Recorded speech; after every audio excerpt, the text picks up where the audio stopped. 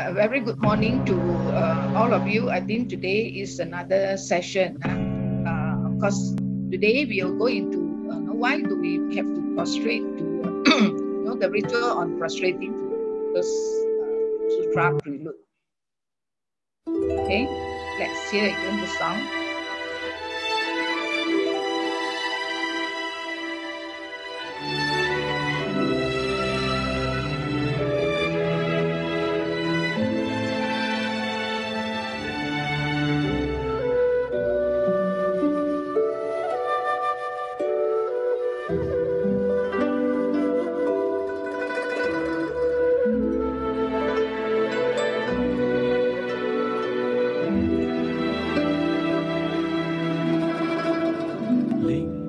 So let's go up to devotion page. 法会不散，说法尽相，经常月。This was where Buddha expounded this Lotus Sutra. 虚虚，万物灿然，菩萨云集，佛国庄。 如来说法四中赞叹，一幅幅动人的画面，一声声真实的呼唤，千百亿劫以来，倘若是今再现。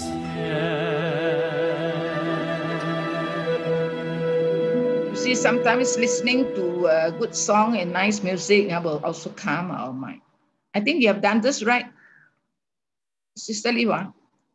Do you want to prostrate? To pay homage to Buddha. Okay, yeah, okay. So before we start, let us pay homage to Lord Buddha.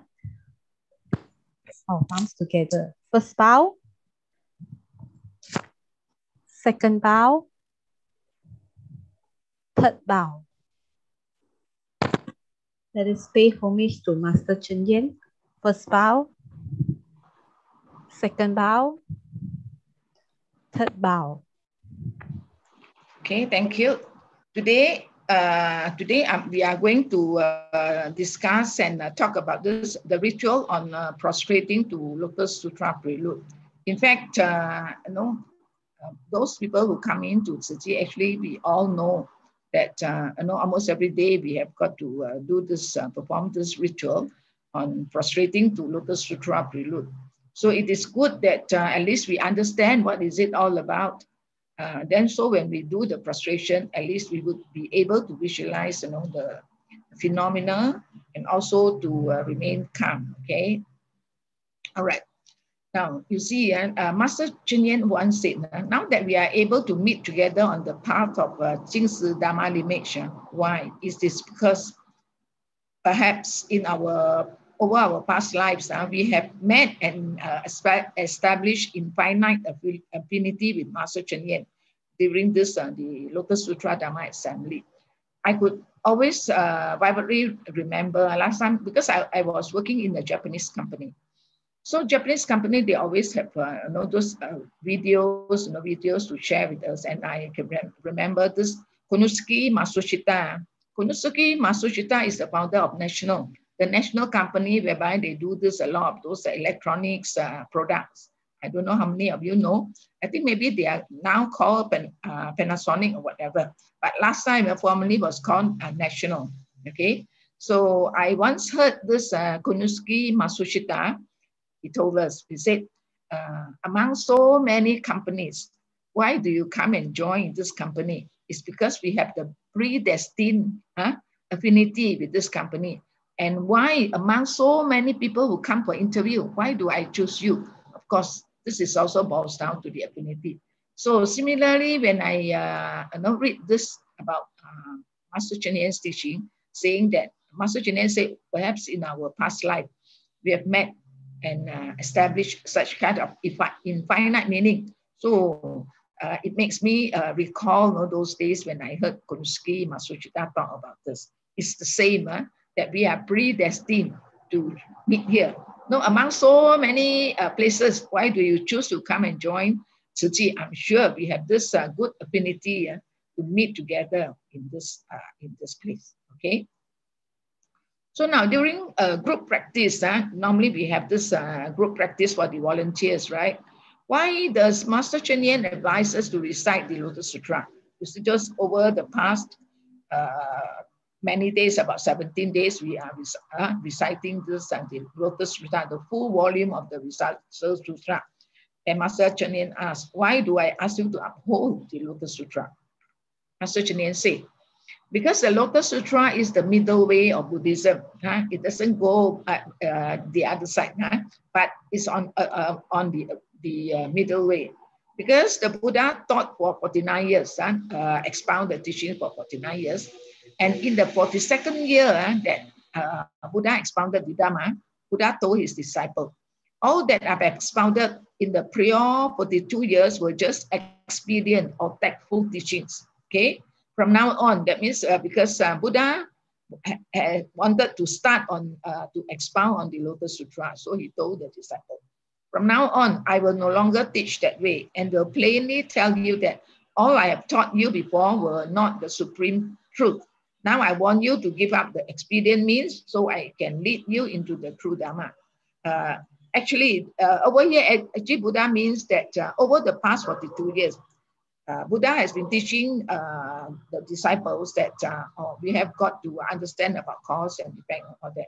But eventually, Buddha told everyone that actually you can attain Buddhahood like me as long as you follow the path and the middle way. Okay. So people ask, what is the true Dhamma? In fact, the true Dhamma is the Bodhisattva path that Master Cheng Yen is leading us and guiding us along in Tzu Chi. As I said, over the last time, the Eightfold Path and the 4 missions, the 4 major missions, and the Eightfold Path. In fact, actually, they are the phantom city where we are able to practice this Bodhisattva's path. Of course, we do meet people that we like, or we meet people that we dislike. All these are here. Actually, they are our teachers to guide us on how should we behave ourselves. It doesn't matter how they behave, but important is how we behave, because this is our moral culture. This is precisely what we have got to do in Tzu Chi. Because Tzu Chi is a large organization where people come from all walks of life come in. So you cannot expect everyone to be good, all right? So, but of course, including ourselves, we also have our shortcomings, right? But actually, when we come to Tzu Chi, we are coming here to learn. That's most important, okay? Buddha said that the Lotus Sutra is the middle way of the profound true Dhamma. It is the middle way because during the prior 42 years, the Buddha taught both emptiness and existence. What is emptiness and existence? Actually, emptiness doesn't means nothing, but actually it means that nothing is impermanent. For example, like the chair we sit on, maybe it's a wooden chair. Where does it come from? It comes from wood. The trees, they have got to chop down the trees, make into chairs. But before that, it wasn't the chair. When you look at the tree, you won't tell it's a chair. But when you see the chair, you can see the chair. This is precisely what is the meaning of emptiness and existence, right? That it changes from time to time. Even including, you see our weather, our season, all change, all right? So this is what it's meant by emptiness and existence. Okay, the teaching of emptiness are in the Prajaparamita Sutra, which tells us that one should not have attachment because nothing is permanent, so we should not be attached to it. Because when analyzed down to its finest point, all is void. That means it can decay, it can exist, and it can also damage or destroy. Emptiness of the intrinsic existence, nothing stays permanently, even including our time. Now that I talk, the next moment, this time is already past. Besides the Praja Paramita Sutra, Buddha also talked about existence. The Praja Paramita Sutra delineates emptiness, but Buddha also talked about existence in the Agama Sutra. Because both are also equally important. All right. The Agama Sutra contains stories about worldly matters, like what we see now.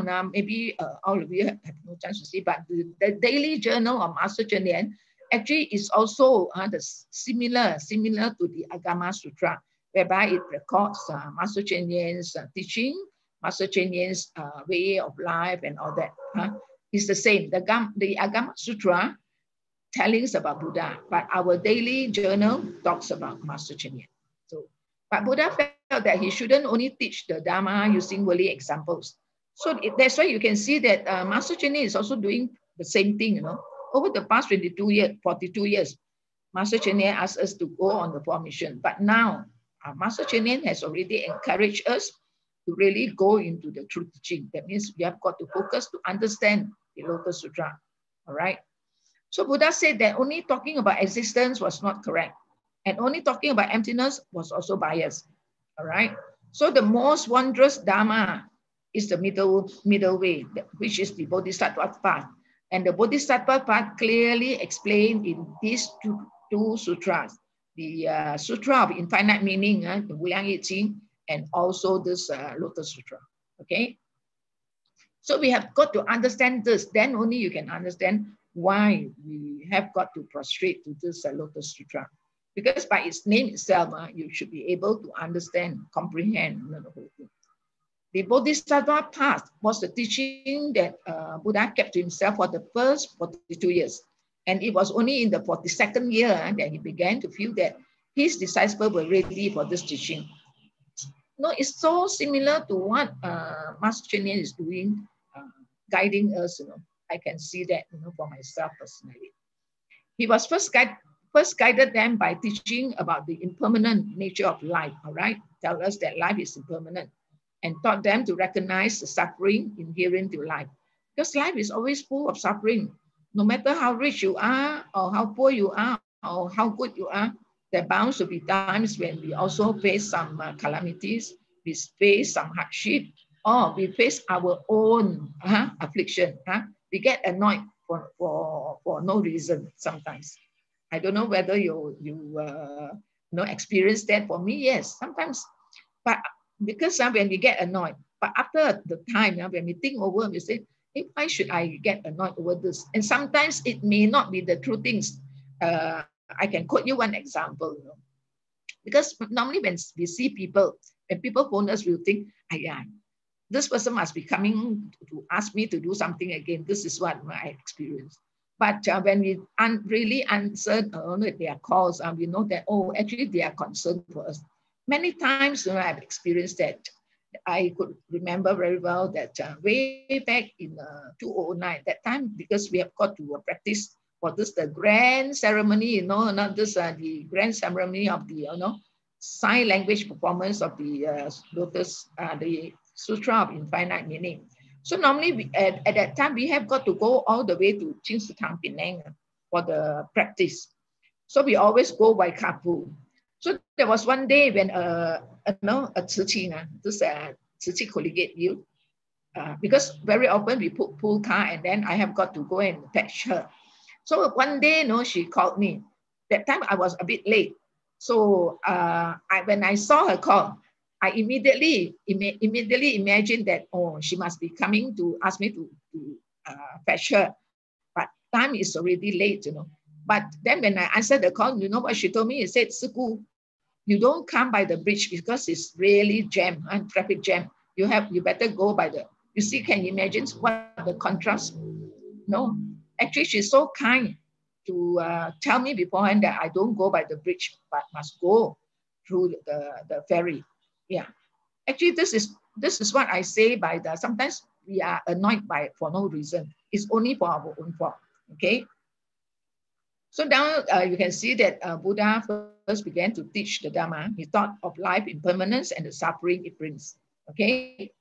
So this is also very important. We must understand life impermanence. Then only we can sought after the Dharma. Otherwise, we won't be able to practice. I mean, a lot of people who are enjoying life, you ask them to come and listen to Dharma teachings, I'm sure they would hesitate. They think that, oh, later, when I have time, only when I have time. But do you know that time waits for no people? You never know what would happen the next day, right? Because they wish to end the ceaseless cycle of the birth and death.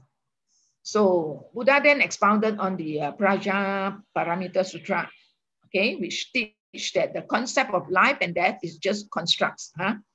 Ultimately, everything is emptiness because in our life cycle, there's you are born, and then also you may get sick, you grow up, you may along the way you get sick, you get aging, and then in the end you die. Actually, this is considered as impermanence. Okay. So you can see that this is precisely what is meant by everything is emptiness. But these teachings were not enough, Buddha thought. Later, Buddha felt that it was important for everyone to understand the value of life. That's what Master Cheng Lien is teaching us. Okay, what is the value of life? Okay, let's see. The value of life lies in bringing forth our pure, enlightened Buddha nature, as what I told you in the previous discussion. Our pure, enlightened Buddha nature is energetic, vibrant, and non-stagnant. Okay, this is the value of life. It is said that the Buddha nature is characterized by silence and stillness. That is true. Why is it described as silent and still? Because the enlightened being, wow, is very firm, steadfast, and unwavering. The silence and still here means you don't speak or you just remain quiet.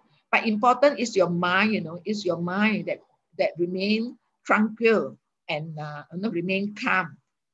You are not easily agitated. This is precisely what is meant by this over here, the silence and stillness. Okay, so it means that Buddha's mind is bright, still, and calm. Okay, and it's not swayed by external condition.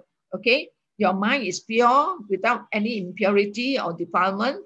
And then that is what is meant by serenity, and the thing here, and stillness. It does not mean the mind without thought, okay? Yeah, the word here is described very well. What it means is that when we have made a vow, no matter what external conditions there are, our mind will not be wavered.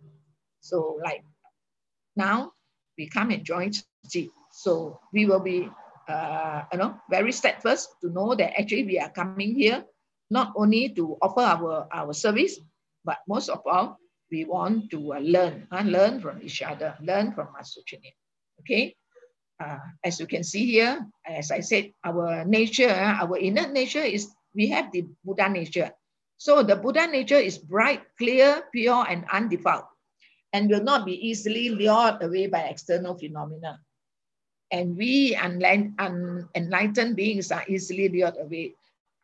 Actually, this you can easily see in Tzu Chi. A lot of people, they come in because they like to learn from Master Cheng Lien. But after a while, when somebody says something which they dislike, they will just go away. Or sometimes we get annoyed over a lot of things in Tzu Chi. I think this is very, very common. I'm sure you understand what I mean. Sometimes we get caught up or swept away by what is happening around us. This is very, very true. When I see this, I always laugh to myself and have no command over ourselves. We cannot say, a lot of times when people just say that they are angry, they don't want to join Tzu Chi anymore. So I would always tell them, when Master Cheng Lien talks so much, you don't want to listen, and you just one word by these people, our co-volunteers, you listen and then you get angry. Why don't you listen to what Master Cheng Lien said? Okay, so in fact, I'm also reminding myself over this when I want to get angry. All right. So Buddha also said, a deluded mind creates three subtleties. They are the affliction in our mind, inevitably involve greed, hatred, and delusion. Precisely in Buddhism, the greed, hatred, and delusion are considered as the three poisons. Why is it called the three poisons? Because it affects our life. It also affects our spirit. Okay. This arises from the mind because our five sense organ. What are the five sense organ? Our eyes, our ears, our nose, our mouth, and our thought. These are the 5 sense organs. Make contact with the sense object, and right or wrong concepts are taken up by the mind. Okay. Thus, external phenomena give rise to the 6 cause resultants. That means what makes us angry. Connecting with the external environment, as we can see, what we like, a thought of greed arises. When we see something that we like, when we go shopping, we see that a lot of things we like. So we carry through in this action. All right. So chanting and prostrating the prelude of the Lotus Sutra daily, if we really can thoroughly understand the preface and the preface of the Lotus Sutra, it would be just like reading through the entire Lotus Sutra every day. And from it, we can be in touch with the Sutra's core principle and live them out in our daily life. In fact, precisely, Master Cheng Yen always advised us, that actually spiritual practice begin in the daily living. That every day, whatever we do, actually that is also part and parcel of our spiritual practice. Okay, so when chanting the Lotus Sutra, as soon as we open the sutra, we must have a most pious and sincere mind. This is very important. And as we prostrate and chant, we are to bring forth our piety and reverence. Without that, I think we won't be able to comprehend what we are doing. If we can show such reverence to a physical representation of the Buddha, that is the sutra, then we would stay a day's work with mind of inspiration. That's why it is important for us working people, or not in our daily life, when we do chanting like that. Actually, if we can show our reverence to to the statue, to the sutra, then we will be able to start our day with a mind of inspiration. All right. So when we uphold such kind of virtue, everyone we see is a Buddha. As what Master Cheng Yen always tells us. When you have a Buddha's mind, you see everybody as Buddha. When you have a mind of this evil, you will see everybody as evil. There was a very popular and famous story, way back in China, the history there, that there's a scholar, a very, very learned scholar. One day he went to meet this meditation practitioner, Chansi, Guoying Chansi.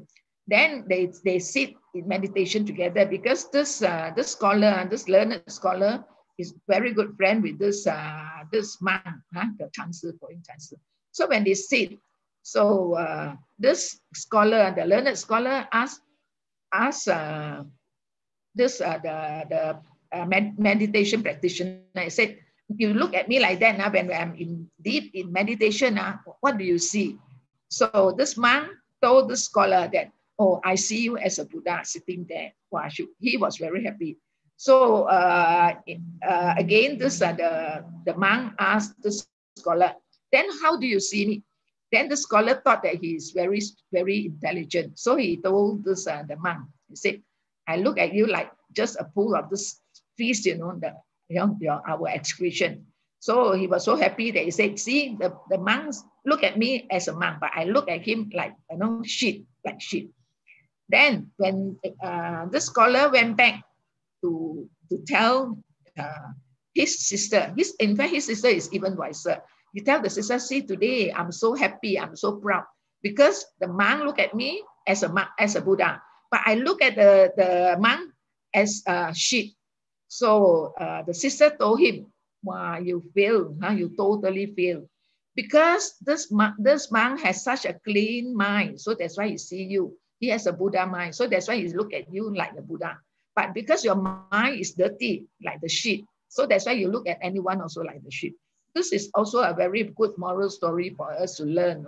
When we look at others, not in a good way, actually it's our mind that is got corrupted. So that's why we have one Jingsi aphorism that I like very much, is when you look at people, when you dislike people, actually it is because you are lacking in self-cultivation. This one actually has alerted me in many times, that in fact we really have got to look at people's good side. All right. So when we are chanting the sutra, every word and verse we read are all reminders from the Buddha. Okay, after this we'll go into go word by word into this the prelude of the Lotus Sutra. Okay, so some people say it's enough that I have a good heart and I do respect the Buddha. So what need is there to actually do the ritual prostration? A lot of people may be asking, especially in Tzu Chi. But you see, Master Cheng Yen told us in the daily journal that actually prostrating is a way, is a self-reminder, a self-vigilant for us. The beauty of the entire group is the art of life. When you are able to live in a crowd, work with the crowd, I think this is something beautiful. If you don't have a compassion heart, I think it would be very difficult and very hard for us to mix with the crowd and work with the crowd. It is also the art of living, the art of life, the art of living. It reflects our pioneers for higher learning. Okay. So actually, through the ritual prostration, we train ourselves to become humble. Because when you can bow your head down, actually you are telling yourself that we have got to be humble. How we show inner and outer respect. We must give rise to respect from within and outwardly prostrate with piousness to express our sense of sincere respect. So can you imagine, even to a statue, you can bow your head to respect, but more for a living person. So actually, in fact, in Buddhism, this is the way that we teach ourselves to be humble and to be friendly with each other. Okay, so when we prostrate to pay homage to Buddha, Dharma, and the Sangha, we tame our ego and train us to be humble. This is precisely why we do that. Actually, it's a self-cultivation. We should actually show no such pious respect, not only to Buddha and Bodhisattva, but also to the living people and to everyone we interact with in our life. This is very important. So a lot of people, they may think that, oh, you are worshipping, worshipping statue. But in Buddhism, actually, that is just an image for us to guide us and to remind us that actually this is the way we have got to practice when we interact with people. Actually, we have got to give due respect. So that's why I always say Master Cheng Yen has the 5-syllable words. Gratitude, Kan En Chun Chung Ai, 5 words. Kan En means gratitude. Chun Chung, respect. I, of course, you know, is love. Kan En Chun Chung Ai means gratitude. We must have gratitude. We must have respect and love. Okay. So the respect we physically show must come from the heart. Okay. When we can do that, naturally, it will reflect that we should be able to pay respect as if the Buddha were right before us. Okay. So in fact, all around us, everyone is a living Buddha. Bodhisattva, as what Buddha told us, right? Everyone has the innate Buddha nature. They can attain Buddhahood. So we have got to respect everyone as a living Bodhisattva. So if we can start our day every day with such diligence by getting up early in the morning to perform the morning prayer ritual and take in every word in the sutra we recite as a teaching that the Buddha gives us, how to treat each other, treat others, and handle matters today. So that's why from here you can see that actually learning religion is also a practice for ourselves daily to remind us that how we should behave. Then every day will be a good day for us, and everything we do will be a good thing. Of course, when you look at people as evil, your mind will be also corrupted. So when you look at people with a good heart, you would also enjoy your day. Okay. So when we chant the sutra, it is most important that we remain calm in your mind, so that then only we can recollect and reflect on ourselves, so that we can appreciate the Lotus Sutra and experience the state described in the sutra. All right. Okay. Way back in 1997, I could remember because I went personally back to Hualien to Jingsi Abode to learn. So at that time we don't have video like now, like today. So at that time we have got to lead by person. So I went back to Hualien, Jingsi Abode to learn, and that was the first time during those days in 1997 that I would have to lead these people to prostrate to the Lotus Sutra prelude that began at this Chesterton Avenue License Center. Maybe many of you don't have a chance to go there. But last time, that was our license center in Chesterton Avenue. Okay, that was the beginning of Tzu Chi. Okay, let's go into this, the prelude. Why do we prostrate to this? We go into the actual, text of the Lotus Prelude. When we prostrate, then you will know why. So beginning, before we go into this, the Lotus Sutra Prelude, we have got to, pray to this incense praise. We call it the incense praise, and we have to visualize the incense praise beginning. That means, why do we have to do this?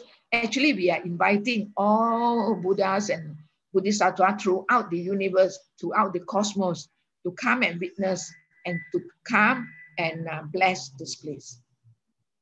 Okay, so you can see before we start reciting the sutra, first we began with chanting the incense praise. The incense praise start with what? Incense is now burning in the censer. Okay, the meaning of Lu Xiang Jia. You can go in, if you look into it, you will be able to understand what I say.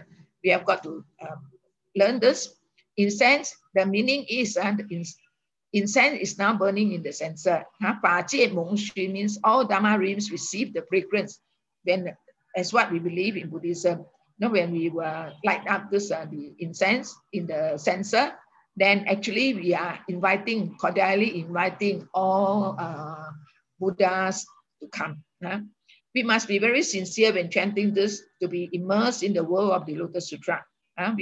We must have the right atmosphere so that we have to create such an atmosphere. So you have to visualize. That is why in the beginning I'm telling you is to visualize. Okay. To start, when we first calm our mind, when the conductor, the person who holds this, the bell is called the conductor of the ceremony. Start the chanting of the first word. Normally the first word, we don't chant, let the conductor chant. So we follow with the next phrase and continue on with the chanting. This is normally what we do. Then while chanting, we should envision the smoke from the burning incense gradually rising from the censer. Though it is not the incense smoke, we should visualize the smoke that is rising from the censer slowly turning into auspicious cloud. The meaning is there. Then the next phrase is, all Buddhas in the universe inhale the fragrance. As long as we harbor a very pious and sincere heart, these clouds of fragrance will permeate all Dharma realms. Okay? Then the Buddha and Bodhisattvas in all Dharma realms can perceive this auspicious cloud because of our sincerity. This is very important. Then they can sense our piety. All right? Thus is it said, and all Buddhas in the universe inhale the fragrance and hear the chanting in every place where auspicious clouds appear. So Buddha and Bodhisattva ride on this auspicious cloud that keep gathering from all directions. Okay, this is precisely the meaning of this word. As I say, 诸佛海会系遥闻. All Buddhas in the universe inhale the fragrance. So you would understand the meaning of this word. Okay. Then the next passage is 随处界祥云, is in every place auspicious clouds appear. At that moment, Buddhas and Bodhisattvas are able to hear our sincere chanting and smell the fragrance. That is the moment when we are most pious and sincere. So our sincere intention is thus fulfilled. Okay. This means the moment when our minds are utmost sincere and earnest, the Buddhas and Bodhisattvas will perceive it and they will understand. They will catch our meaning and they will come. As such, all Buddhas now show their perfect form. That means they appear. They appear. When we harbor utmost piety and sincerity within, our mind will connect with the Buddha, with the minds of the Buddha and Bodhisattva, and naturally, their perfect form appears to us. We can visualize that. This is all because of our piousness. Like what Master Cheng Lien did before she founded Tzu Chi, she was practicing spiritual cultivation in the wooden hut. As the wafts of smoke start rising from the censer, we should mindfully visualize how this is how we should do. The smoke forming into clouds and clouds after cloud continually form, filling all the space around us, permeates the whole environment. At this moment, where we are, it is like the Dharma realm, because all around us we are surrounded by the Dharma. Okay, because of the chanting, it will permeate the whole environment. So we can feel that around us, we are surrounded by the Dharma. All the space around us is filled with the wondrous Dharma. Okay? So when the incense in the censer is lighted up, we should earnestly bring our mind into a state of pious sincerity. Okay? As this is burning. In the praise, it said, incense is now burning in the censer. All the Dharma rings receive the fragrance. Where we are in itself, the Dharma ring. We are already in the Dharma ring, because all around us, everyone is learning and guiding the Dharma. When our mind are pious and pure, everywhere is the Dharma ring where Buddhas and Bodhisattva appear. Okay. So now it's said that actually all these are through our visualization. Okay. All Buddhas now show their perfect form. In fact, the Buddhas mentioned here is not talking about Buddhas coming to us here. Rather, it is about our Buddha mind, the pure, the clean and pure Buddha nature within us when our minds are at its most pious and sincerity. Our Buddha nature will manifest. Okay? When chanting, you see how meaningful is this? When I read this, I always, I really enjoy it, the Dhamma bliss. Okay? When chanting Buddha's name, it is about bringing our mind to the state of the Buddha's mind. That's what Master Cheng Yen said. When you uphold a Buddha's mind, you see everyone as Buddha. When we are most pious and sincere, at that moment, our Buddha nature shines forth. Actually, this is true. Indeed, when we are deeply sincere, our own Buddha nature will manifest. Actually, when you are pious, it's your own Buddha nature that transpires. We are transpired, so then we become very pure and pious. So at a time like this, we should be all the more pious and sincere. Hence, the last three sentences, they said, Namo Miao Yun Kai Pusat Mo Sa, which means that Namo, the word Namo, Namo, incense, cloud, canopy, Bodhisattva, Mahasatwa. Maha means to take refuge, okay? To submit oneself completely to all Buddhas throughout our life. So we often say Namo Amitabha, which is actually saying I take refuge in Amitabha Buddha. Okay, Amitabha Buddha means infinite life, boundless light, and limitless wisdom. Okay, when we chant this word, always when we greet people, we also say Amitabha. Amitabha means infinite life, boundless light, and limitless wisdom.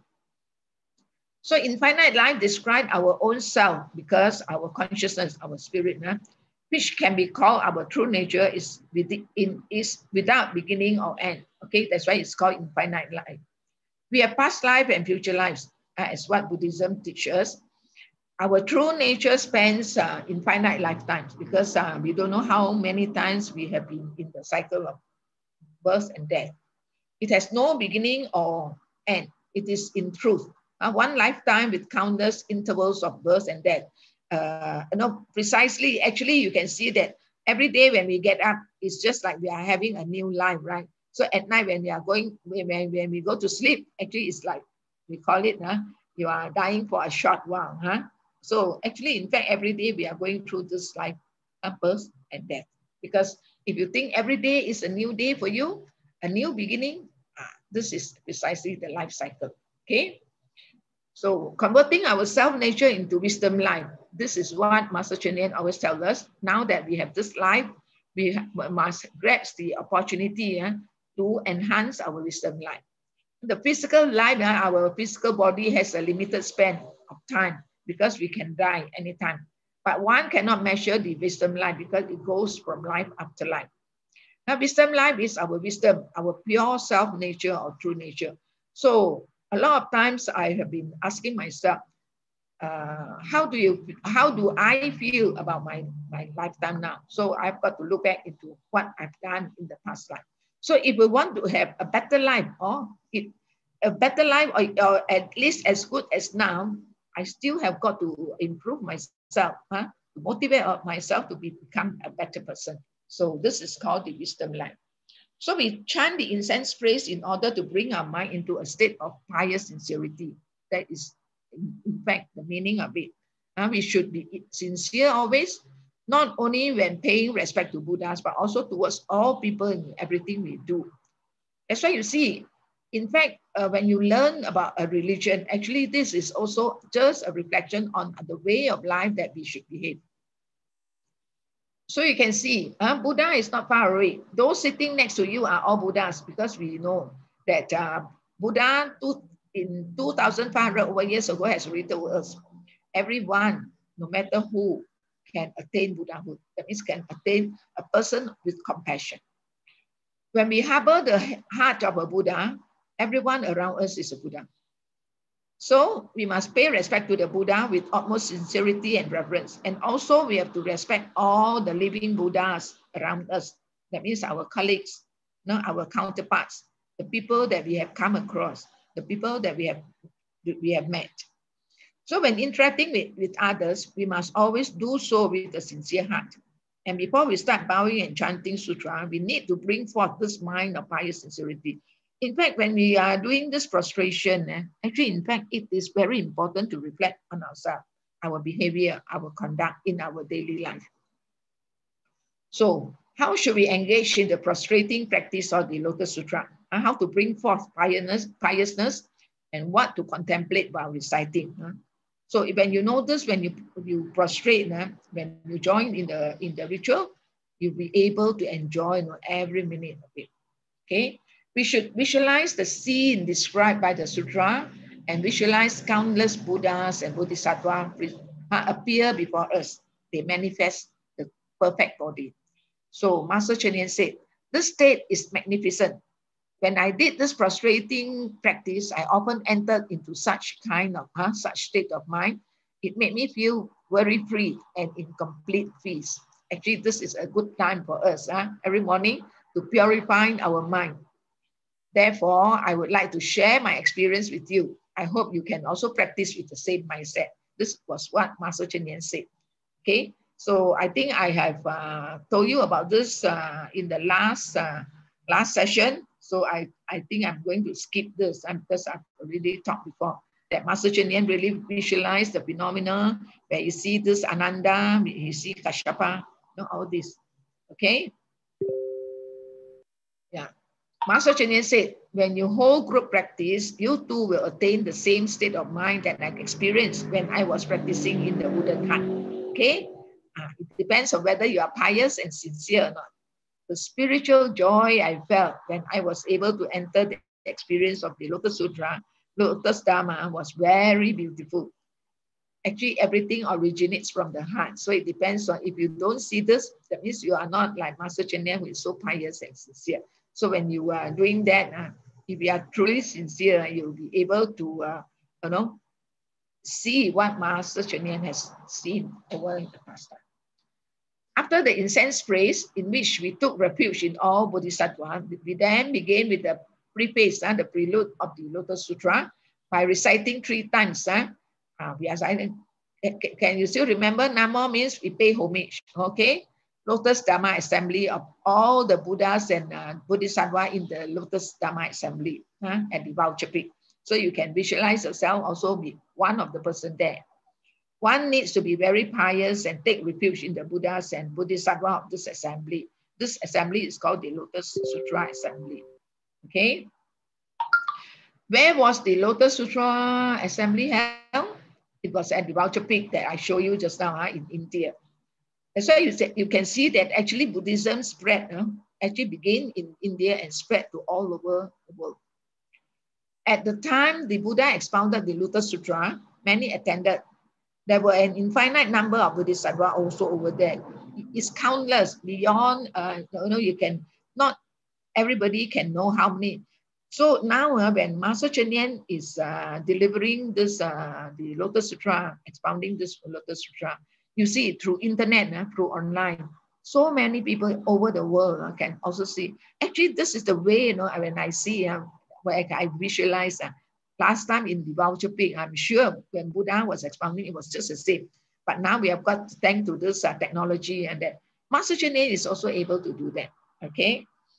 Also present were tens of thousands of monastic and lay disciples, as what Master Cheng Yen is doing now. Okay. The Lotus Sutra says 84,000 disciples have attended, which signifies many. Of course, not only 84, but many more. Okay. So now as we wish to take refuge completely with our body and mind, we should also visualize with piety and sincerity. The trees surrounding the vulture peak, the such as now I show you, right? You can visualize. And visualize the Buddha sitting under a tree, facing countless beings, including the male and female monastics. Okay. Male and female monastics are the renounced practitioners, like Master Cheng Yen and those people in the above. Okay. The male and female lay practitioners are ourselves, those who have devotees and the devotees. The 8 classes of Dharma protecting spirit, because it seems that where the Lotus Sutra is delivered, the Dharma protecting spirit will be there to guide, to protect. And a great assembly of Bodhisattva, many will gather in the assembly. So you can start to visualize that you are also inside there. All right. Now we are to take refuge not only in one Buddha, but in all the past, current, and future Buddhas present at the Lotus Dharma Assembly. We sincerely and piously pay our respect. This is how we should train ourselves when we recite the sutra with prostration, okay? Because we have got to bow down and then also to, at the same time, recite the sutra. We should train ourselves to have a focused mind, okay? We should also visualize that though we are physically here, our mind can travel into the realm of the Buddhas and Bodhisattvas at the Lotus Dharma Assembly and be as one of them. I always like to enjoy doing this. Okay, so Master Cheng Yen told us, in Buddhism, there's a verse that says, you need not seek after for the Buddha on the vulture peak. For the vulture peak is within, it is inside your heart. Within each person is the holy pagoda. And this is where one should cultivate. We have got to look into our mind. The Buddha chose this mundane world, the Saha world, as his land. He has never left the Saha world. So actually, no matter which religion, actually important is to cultivate our heart and mind. So where is the Buddha now? He is at the vulture peak. And the Lotus Sutra is the essence of all teachings that the Buddha gave in his first 42 years of teaching. Okay, the Buddha expounded the Lotus Sutra at the assembly on vulture peak that I showed you just now. Hence, there was a place where the Buddha's true teaching was proclaimed. The Buddha is present when we venerate to him. Buddha's fundamental spirit expounded in the Lotus Sutra, because Buddha talked a lot about his well-being in the Lotus Sutra, was proclaimed there. We should regard the Buddha as being still present here in this world. This is what we have got to imagine, right? So inside, when you can see, actually, we will also recite with utmost respect, 一切恭敬, with utmost respect. It means that we must keep our mind from getting distracted and bring it to one focused thought, okay? We must have utmost piety and reverence as we prostrate to pay homage to the Buddhas and Bodhisattvas, to the eternally abiding 3 treasures of the Dharma realm of the 10 directions. Okay, right. Then this phrase, when we chant, actually all these are inside this, when we are prostrating to the Lotus Sutra prelude. I'm just explain and translate for you the message over here. So, 愿此香花云遍满十方界。供养一切佛妙法莲华经菩萨声闻众受用作佛事 which means we envision, and this passage tells us that we envision the fragrance of incense and flowers, all right, forming into clouds that pervades the Dharma realm of the 10 directions to be offered to all Buddhas, Sravaka, or the voice hearers, enlightened by contemplation on dependent arising, as well as the Lotus Sutra.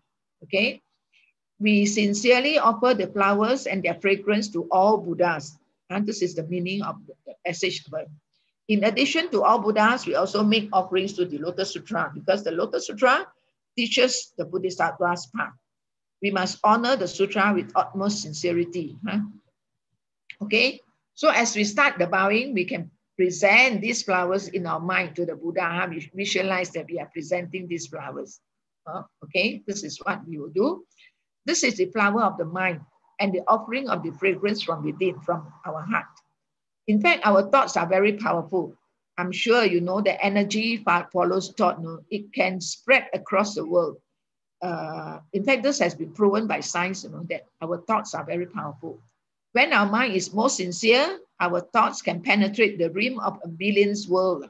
It can permeate the whole universe and the whole cosmos. This has been proven, honestly. Next, we envision the flower's fragrance becoming clouds that pervade the Dharma rims of the 10 directions. Why is it called the 10 directions? That means it means that the entire universe, okay, the Dharma rim, to be offered to all Buddhas as well as the Lotus Sutra, okay? We sincerely offer the flowers and their fragrance to all Buddhas. In addition to all Buddhas, we also make offerings to the Lotus Sutra because the Lotus Sutra teaches the Bodhisattva path. Because not only in the Buddhism that we can visualize, I'm sure in all our prayers, no matter which religion, we must also visualize, you know, what we want to pray and what we want to seek. We must honor the sutra with utmost piety and sincerity, okay? For instance, when picking up the sutra, we should be sincere and respectful. I'm sure this applies to all, be it the Bible or the Quran. I think it's the same. Huh? Don't leave it halfway on the desk. That is not being mindful to show our respect. And always we have got to put above our head. Don't you think so? I'm sure when you hold up your Bible or hold up the Quran, we are also doing the same thing. Same likewise, when we hold the sutra, we have got to hold above our head. Huh? We should neatly put the sutra on the desk parallelly with the edge of the desk, not halfway hanging. Don't leave it halfway, as it is easily be knocked off the desk that way. It means we are not respectful. Okay, Master Cheng Yen does not accept offering, right? Does it mean that the disciple would have lost the blessing of giving? Because normally we know that we give, we do this dana or we do charity work.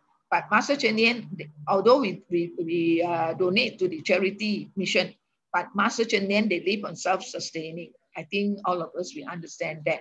So Master Cheng Yen replied, there are 3 kinds of offerings. Offering of material, offering of respect, and offering of deeds or action. We can do either of these 3. So Master Cheng Yen said, I wish to accomplish Tzu Chi's mission. If without your dedication in terms of financial aid and energy, our time and our efforts, as a renunciant practitioner, like they are already renounced, where can I get money and energy? So all of you are practicing to accomplish my wisdom life for thousands of years.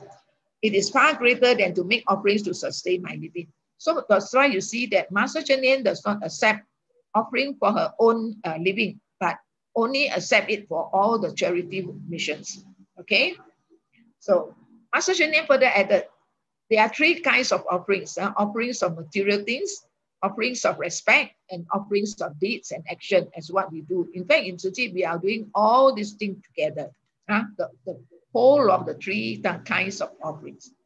Besides, all Tzu Chi volunteers are upholding Master Cheng Yen's ambition as their own, right? When we are certified, Master Cheng Yen would give us this. We have to uphold Buddha's compassion as our own, and we have got to uphold Master's ambition as our own, which with concerted efforts to follow Master Cheng Yen's practice, that this is offering of respect. And every one of you are involved in helping the poor and educating the rich with practical action on the Bodhisattva path. That's what we do now, right? Which is offering of deeds and action. So in this way, with the 3 kinds of offering, I've received the greatest offering from my followers. So this is what Master Cheng Yen told us. You see how good it is. Okay, next. The next passage is 继守十方佛圆满最上乘. The meaning is, we pay homage to Buddhas in the 10 directions. Perfect is a supremely true way. This is the meaning of this 2 phrase. Pay homage refers to our sincere piety, all right?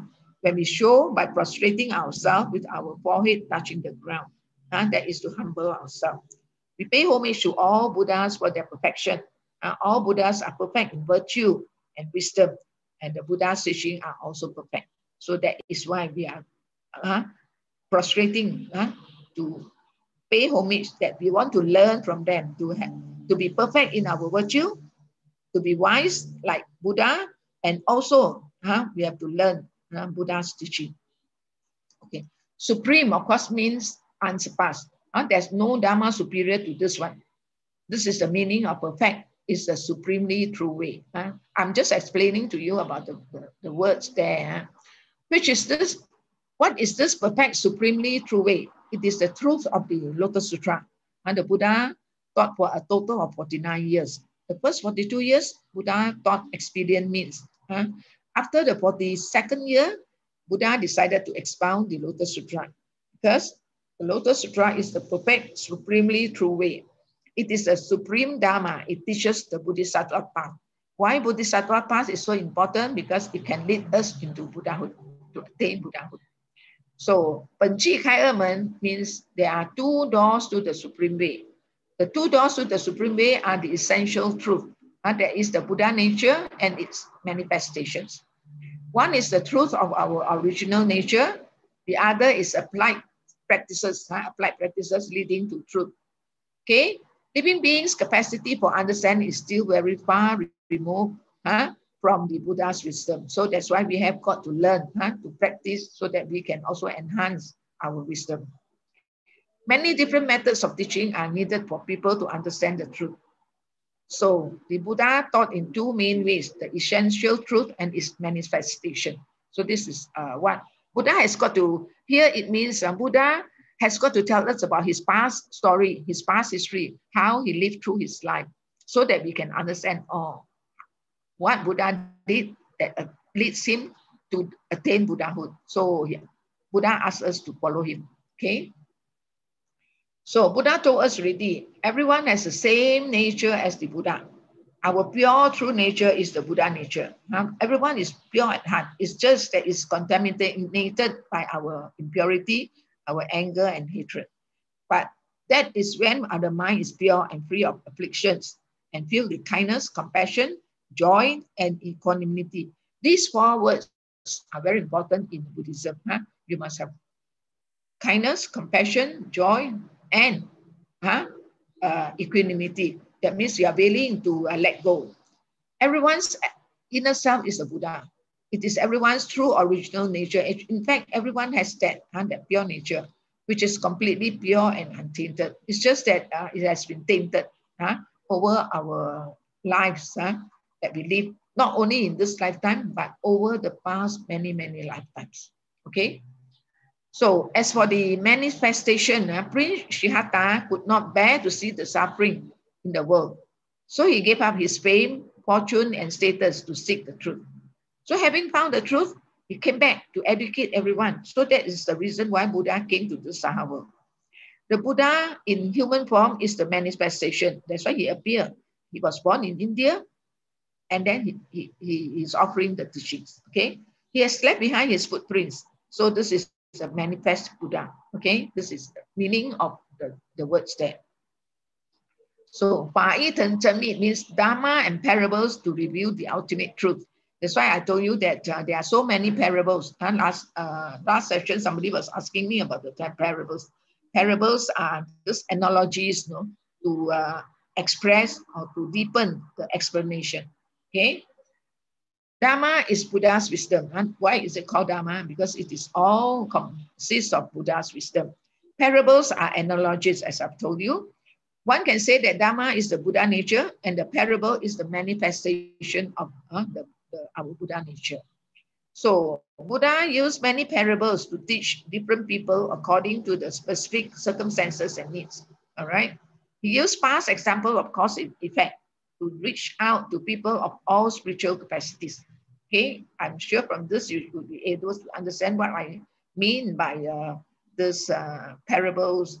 They are just analogies that Buddha used to elaborate how you should live your life.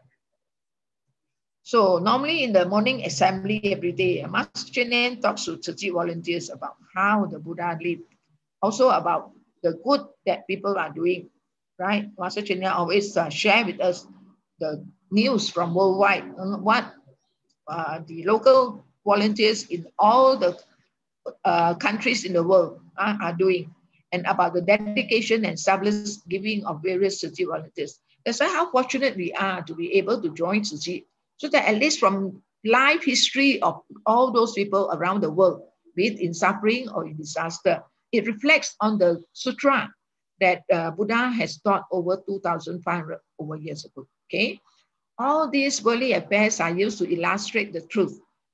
There are lots of parables in the Lotus Sutra that we now can see through Master Cheng Yen's teaching, and showing us with live videos. And then at least we can see and understand, wow, how blessed we are to be able to live a good life. It's easier to understand through parables, actually. And Master Cheng Yen used life story, to tell us existing happenings to elaborate the parables. That is why the Buddha's teaching consists of these two, the expounding of Dharma and the parables. Actually, in Lotus Sutra, there are 7 parables, which I would, we would come and discuss and learn together, okay? Then the next passage is this, because I'm sure those Chinese when they read the above one, to me, I'm sorry to say, maybe it's not so easy to understand. I think maybe you all can ask Sister Li Hua. When you read this, it's not. But through this English explanation, actually you would understand better. I can tell you this, and I can assure you of this. Through tactful methods of teaching, to share Buddha's spirit and wisdom with all, and hope even those whose mind and aspiration is of narrower breadth can seek Buddhahood. This is what is meant by this. But when I read this, Pu Si Zhu Quan Xiao, Si Zhen Po Pu Ti, I won't be able to understand. But when I go deep to find out from this, the English version, from here I can understand better. I don't know whether Sister Lee will also share the same thing, the same thought. We need to gently guide them step by step. First, we let them know that by doing good can help dispel misfortune and bring them blessing. Some people may need to be enticed this way, where they first do good for self-benefit. Yeah, this is precisely, they call the expedient means this.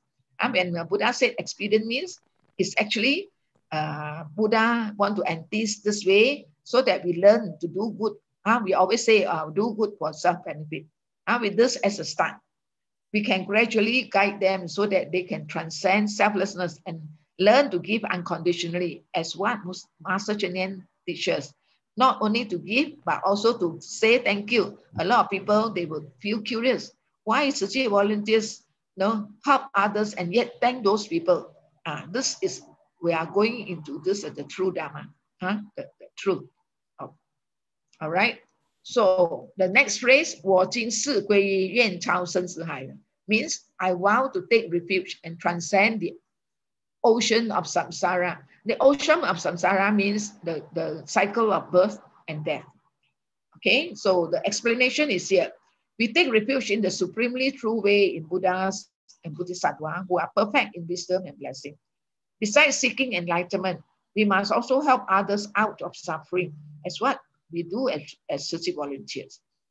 The commitment to doing this is to take refuge in Buddha and Bodhisattva. It enables us to transcend our selfish mind and selfish love, and transcend the ocean of samsara. So here I've explained to you, samsara is the endless cycle of birth and death. Okay. We and Buddha has the same true Buddha nature. All right, we know that. So we must believe in ourselves, have faith in ourselves, and believe we can always attain Buddhahood someday. A lot of times we would think that, how can I become Buddha? That means we are underestimate ourselves. This Buddha has already told us from the very, very beginning, everyone has this true Buddha nature. So that's why you must have faith in your own self that, yes, one day soon, I will be able to attain Buddhahood. So all it takes is to walk on the Bodhisattva's path. If you want to attain Buddhahood, that is about making the great commitment to purify the hearts and minds of all, not only yourself, but also for others. Work for a peaceful society and bringing relief to all in suffering. don't you think that this is what we are doing in Tzu Chi? Let us follow closely to Tzu Chi's path of the 4 major missions, one step with 8 footprints. Okay? All right. Now, towards the end, I think this is what I want to share with you so that we can motivate each other. Faith in Buddhism is not idol worshipping, but it is to have faith in Buddha's virtue. Then further reflect on our own self-nature. How do we conduct ourselves, our character, all right? Believe we have the similar Buddha nature and equal to Buddha's perseverance. With mindfulness, everyone will be able to transpire their intrinsic Buddha nature. In fact, this is very true. And to me, actually what I can do through this is to explain about how I feel when I come to Tzu Chi some 27 years ago, I suppose, right? So when I come to Tzu Chi, I always hear people say, oh, this is a charity organization. We are going to help others.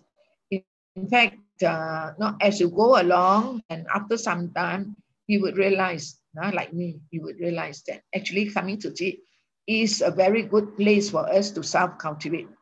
It's a very good place for us to practice spiritual cultivation.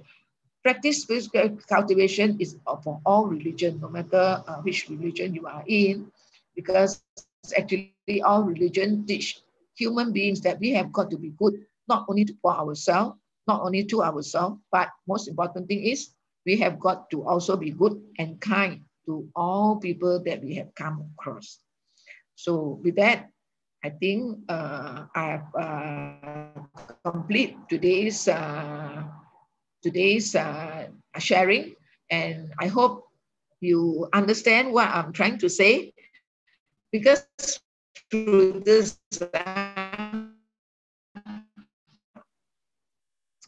PTT with you,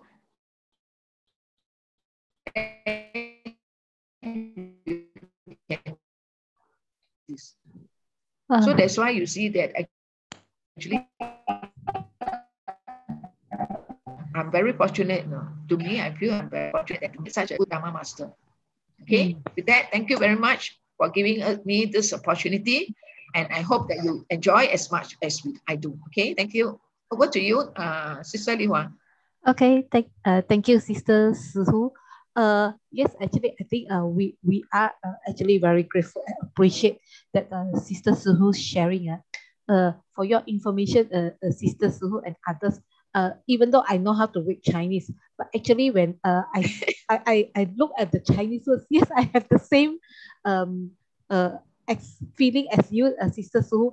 I'm able to speak, I read the words, and then and actually when the voucher pick 那个灵鹫山, the song is actually very calming. Every time I listen to it, it's very calming. But then I'm actually even able to follow, the lyrics to sing up. But actually the true meaning inside it, like just now you are sharing with us the prelude to the Lotus Sutra. Probably we look at the Chinese, I look at the Chinese words, I'm able to read up, but the true meaning inside it, I think through Sister Shi Hu sharing today, I actually have a better understanding what is the meaning of those Chinese words. Thank you. Yeah. And I think this is true. Actually, it's also for me. When I read the Chinese, not so easy to understand. Yes. But from the meaning, and then here, actually, it's good that I also compare, show you, reflect on this Tzu Chi's work so that you can understand even better. Yes. So actually, I think for myself, actually, I'm very grateful, for this opportunity to have to that Sister Shi Hu will come here to share with us. Actually, I'm also very because recently, as you all are aware, we are also I volunteered myself to go to assist in translating. Actually, initially when even though I volunteered, I was a bit worried because I'm not sure, because even though we understand Chinese, whether we are able to bring out the send out the correct meaning to those that who doesn't understand Chinese. That is actually what I have the worry. But I think after listening to today and Sister Shi Hu, I feel that I have the courage, we learn. I think that because we have fellow our colleagues that who doesn't understand, but through this type of sharing, I think it helps them to be able to better understand what is actually inside the sutra, and what is why Master Cheng Yen is the importance of Lotus Sutra to Master Cheng Yen. Actually, through your sharing today, Sister Su, now I understand Thank parables, you. the parables, the meaning of parables, and then the Lotus Sutra actually is really what Master Cheng Yen is asking us to do. That means our dedication and our selfless giving, is all inside there. So that is why Lotus Sutra is so important to all Tzu Chi, to us in Tzu Chi. So this is what I learned today. I think that I'm sure that my other colleagues, you all are having the same feeling also. So I think really thank you so much. I think we will be looking forward to more sessions like this so we can have a better understanding from Sister Suhu. So once Because again, sorry, yeah. I know it will be my pleasure, to share with all of you for this. But you see, every time when I do this, I've got to do a lot of homework, to find how to compare and then how to bring you back into Tzu Chi through this sutra. So that's why you can see that I put in a lot of Master Cheng Yen's work and teachings, so that you can see both. Then you would understand that actually coming to Tzu Chi, we don't emphasize on religion, but it's on our own practice, right? How do we upgrade, our own well-being? Yes, it's true. Yeah, I think if you realize that, you would feel that, wow, I feel so blessed. I must count my blessing to be able to join Tzu Chi. This is what I feel always. Yes, Okay. indeed. Okay, so actually it is true, and then it is also a very good affinity that all of us are gathered here today and at this moment, and then each because of impermanence, so every moment that we are able to grab onto for to cultivate ourselves, I think this is what we should feel blessed and gratitude. So once again, our deepest appreciation and gratitude to Sister Suhu for today's session. So until the next session, so others, do you have anything to want to say to Sister Suhu, or anything you want to feedback? Okay, yeah, right. Come, Cikgu Shalini. Actually, I want to thank Sister Suhu and then Teacher Li Hua, because you both are working together to do this for us. So thanks a lot. Even every time we listen to this, we learn something very new. So any very short point, something very new. So I'm happy and very thankful and grateful. Very thankful to both of you. Thanks, teacher. So that's why you have attained enlightenment. Yeah, you are. That's why precisely what is enlightenment all about. You are enlightened. Thank you. Actually, it's like same goes to like what Teacher Shalini said earlier. It's a blessing that we have gathered here together. Like Master Cheng Yen said earlier, everyone born good actually, but the mind throughout the time that the journey that we went through, we tend to forget what we have naturally born with. And today is a blessing that we can gather and share this, actually the moment of how to cultivate our mind and awaken our mind to ignore, to accept what is going on. It's actually a blessing that we got the chance to learn this. So thanks to all about this. Yeah, thank you. Okay. Yes, thank you everyone. Thank you again to Sister Suhu, and thank you everyone for.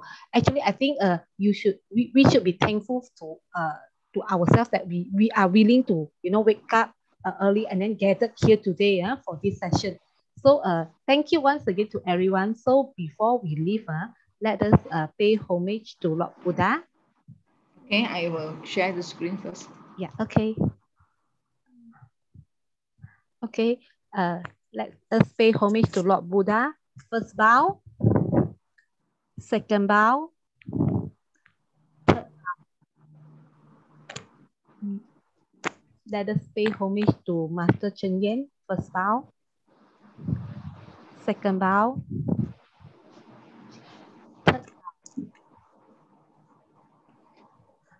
Okay, with that, thank you very much. And we hope to, to meet again in the next week.